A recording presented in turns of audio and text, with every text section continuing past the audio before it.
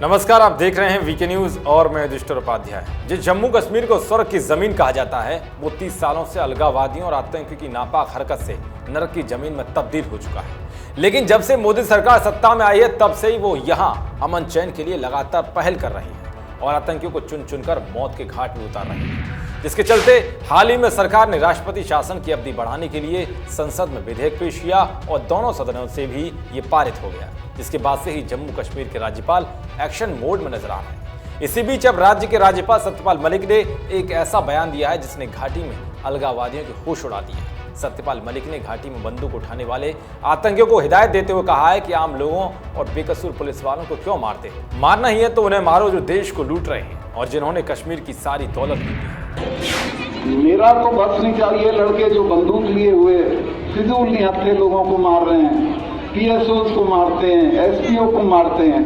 नहीं, क्यों मार रहे हो भाई इनको? इन्हें मारो जिन्होंने तुम्हारा मुल्क लूटा, जिन्होंने तुम्हारे सारी दौलत कश्मीर की लूटी है। इनमें से भी कोई मारा है आपने अभी? ये फिजूल में अपनी जान गंवा रहे हैं, कुछ नहीं निकलना इससे। बंदूक से कोई चीज हासिल नहीं होगी, क्योंकि हिंदुस्तान में बंदूक के जरिए सरकार को कोई नहीं झुका सकता। ये जो बड़े बड़े खानदान जिन्होंने कश्मीर को चलाया है, इनकी दौलत की कोई सीमा नहीं है। इनका एक घर यहाँ है, एक बंगला दिल्ली में है, एक बंगला दुबई में है, एक बंगला लंदन में है और दुनिया की सब जगह इनके बंगले हैं, सब जगह इनके इन्वेस्टमेंट हैं। वैसे भी आप समझ गए होंगे राज्यपाल जिनको देश का लुटेरा बता रहे हैं वो किसकी ओर इशारा है। तो वही सत्यपाल मलिक के इस बयान के बाद से ही घाटी के अलगाववादी नेता तिलमिलाए हुए हैं और अब सत्यपाल मलिक के बयान पर जम्मू कश्मीर के पूर्व मुख्यमंत्री और नेशनल कॉन्फ्रेंस के नेता उमर अब्दुल्ला ने प्रतिक्रिया दी है। उमर ने ट्वीट करते हुए लिखा है कि ये शख्स जो एक जिम्मेदार व्यक्ति है, एक संवैधानिक पद पर है, आतंकियों से कह रहे हैं कि जो भ्रष्ट नेता है उसे मार डालो। ऐसे शख्स को गैर कानूनी हत्याओं और कंगारू अदालतों के बारे में बात करने से पहले पता होना चाहिए कि उनके बारे में दिल्ली में क्या राय है। तो वहीं उमर अब्दुल्ला के इस ट्वीट पर लोग तीखी प्रतिक्रिया दे रहे हैं। एक यूजर ने राज्यपाल का समर्थन करते हुए लिखा है कि इसमें गलत क्या है, तो वहीं दूसरे ने लिखा है कि चोर की दाढ़ी में तिनका। इसके अलावा एक यूजर ने लिखा है कि मिर्ची लगी भ्रष्ट नेताओं को लगनी ही चाहिए।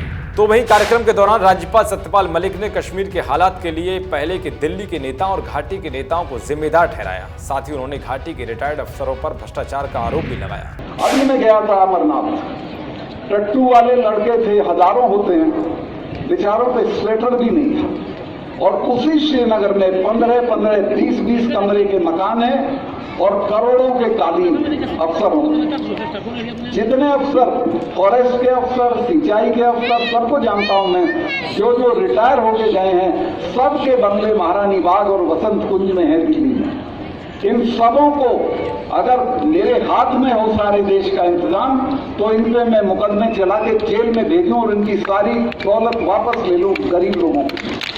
और यही नेता जो दिल्ली में जाके ये हमको डराते हैं और यहाँ इनको भड़काते हैं। हमने कहा एक जबान बोलो, या तो ये जबान बोलो या वो बोलो।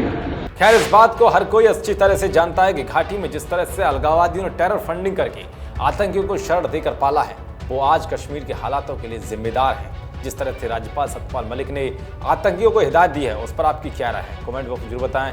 देश और दुनिया की तमाम खबरों को पाने के लिए देखते रहिए वीके न्यूज। शुक्रिया।